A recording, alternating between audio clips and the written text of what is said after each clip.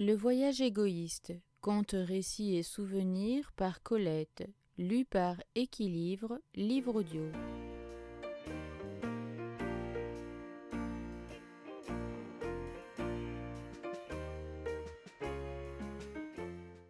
Quatre saisons.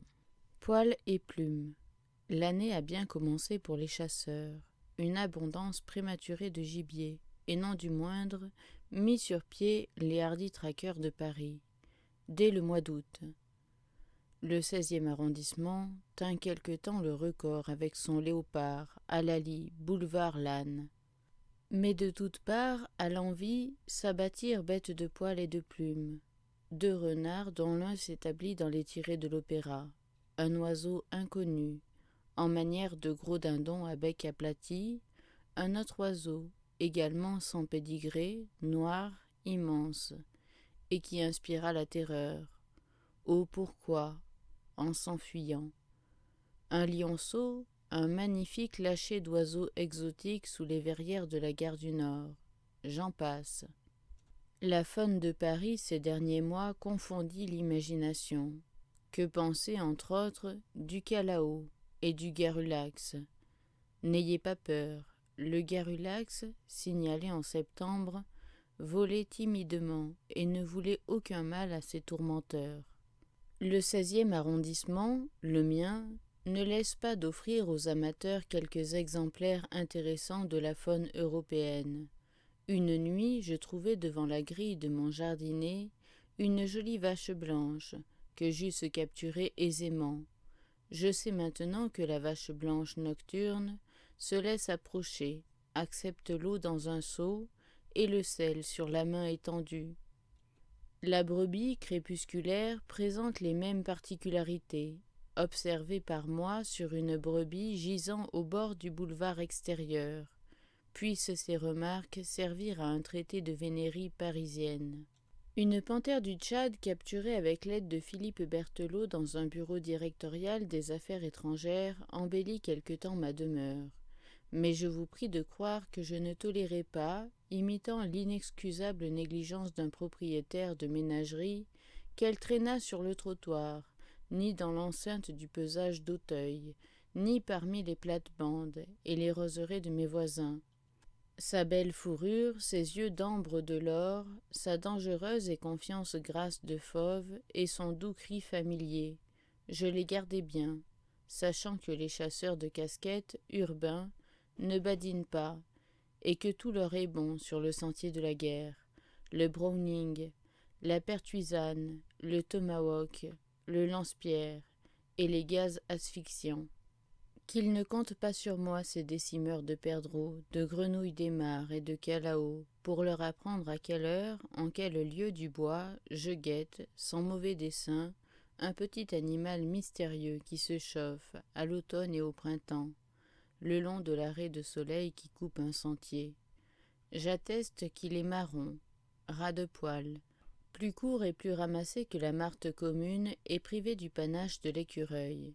Mes chiennes le connaissent, il s'enfuit par prudence plutôt que par peur, et se retire en un gîte foré à même l'ancien talus des fortifications.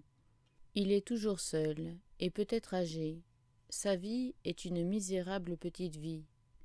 Mais n'en ai-je pas trop dit déjà sur lui? Ne vais-je pas, imprudente que je suis, appeler sur les taillis d'Auteuil une battue militairement organisée? Pendant que j'écris en pourchasse, blesse et tue la ronde perdrix, plus bruyante en plein vol qu'un avion, la caille irréfléchie, le faisan, parure des arbres où il juche. Le cœur des lièvres bat à se rompre, les nuits ne rassurent même plus le menu gibier palpitant.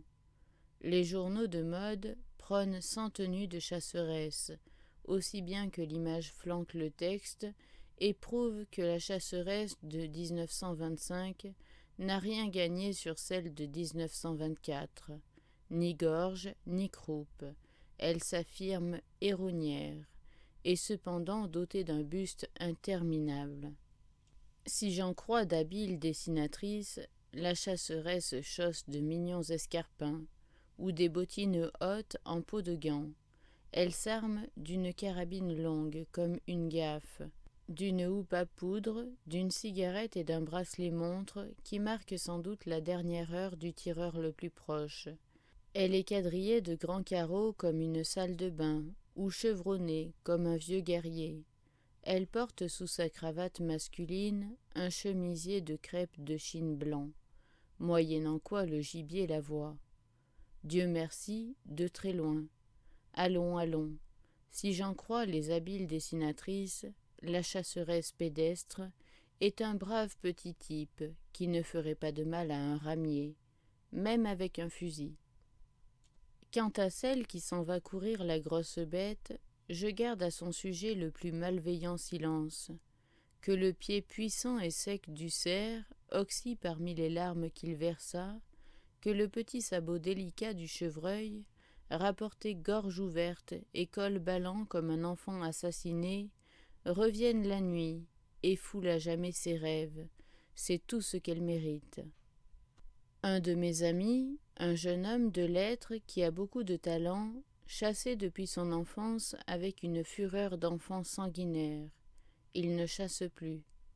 Je m'en montrai étonné et lui demandai la raison de sa sagesse. Il n'hésita qu'un moment avant de me raconter ceci. L'an passé, je tirai la perdrix en Bretagne. J'en blessai une qui voleta encore et se déroba derrière un taillis. Mais je l'avais bien repérée, et j'étais sûr de la ramasser. Je trouvai le taillis, j'abordai une palissade basse, et un petit monsieur grisonnant, celui-ci derrière celle-là. Le vieux monsieur tenait dans ses mains ma perdrix blessée, dont il caressait l'aile battante et la petite tête affolée. Je lui dis que j'avais tiré la perdrix en plein champ, qu'elle était tombée une première fois sur le chaume, enfin, ce que je devais dire, quoi.